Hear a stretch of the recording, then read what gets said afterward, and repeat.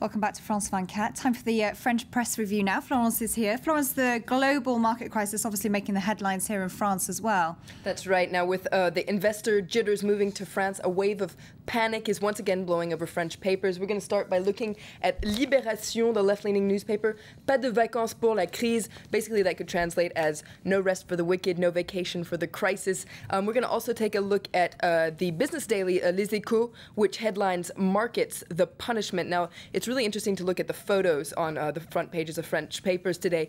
A bunch of devastated-looking traders, like they're on Les Echos, or also on La Tribune, the cover of La Tribune, which is another business daily here in Paris, where it says that markets didn't listen to attempts by governments to reassure them. Now, rating agencies and markets in general have been drawing a lot of fire for triggering a possible recession, and we're going to take a look at two opposing analysis pieces, starting with Le Figaro, which is the right-leaning newspaper. There's an opinion piece by Yves de Kerdrel, who speaks out against those who are criticizing investors, those who are calling stock markets tyrants who jerk around global economies. He says that markets carry out sanctions, but don't dictate the road to follow. Now, they're not the GPS system for governments. Basically, the governments are the ones who still have the power. And he draws a comparison to mistletoe on an apple tree. He says that mistletoe, or a fungus growing on an apple tree, is proof that the tree is sick, but it doesn't stop the tree from growing or bearing fruit. And that basically market speculation is just like mistletoe. It sees where markets are sick or not doing well, but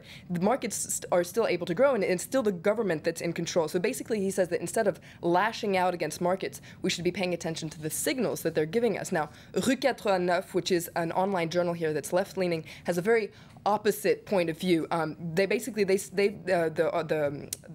Sylvain Gouze, who's a famous business economist, writes a piece where he points out that we're always talking about reassuring markets. And he says that markets don't need to be reassured because they have no consciousness. Basically, they obey the rules of capitalism. They do whatever it takes to make money, and it's not useful to reassure them. And basically, he says that we're in an undemocratic situation where governments, including the U.S., are at the beck and call of these markets instead of responding to the citizens that elected them. And that unfortunately, these market operators often have an erroneous thought process. They put the immediate present ahead instead of the future. Okay. And aside from looking at what the crisis actually means, they're also looking a lot at what the crisis says about society in general. Tell us a bit about that. Well, there's an interesting editorial in Libération that says that in democratic societies, a panic on a stock market is interesting because it unveils a deeper lying crisis. And according to Libération, we're in a crisis that has two facets. First of all, there's this economic recession that we're going through, but there's also a very deep underlying social crisis that basically we're seeing across Europe, be it in Dublin, Athens, Madrid, even in Tel Aviv, and maybe even London, what we've been seeing, the riots in London. Maybe that can be explained by this deep underlying social crisis. And according to Libération, even though each one of these individual situations has their own unique characteristics, what they have in common is that there's this map of despair being drawn out across Europe. And you mentioned the riots in the UK there, and some of the French papers comparing the riots that we're seeing in the UK to the ones that happened in France in 2005. That's right, because the crisis, the riots in 2005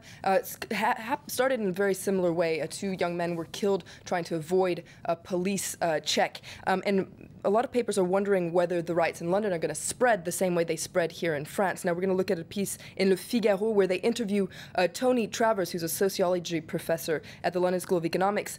And now he says that the situation in the UK is very different because basically the suburbs are different. In for instance, Paris and Marseille, the population is less diverse than it is in London. And you don't get the same kind of huge apartment complexes like you get here in France. Now, he predicts that the violence won't spread and get out of hand. And okay, that's wonderful. Thank you for giving us a wrap of the French papers this morning, Florence. That's it for the moment. Stay tuned. We'll have more news very shortly.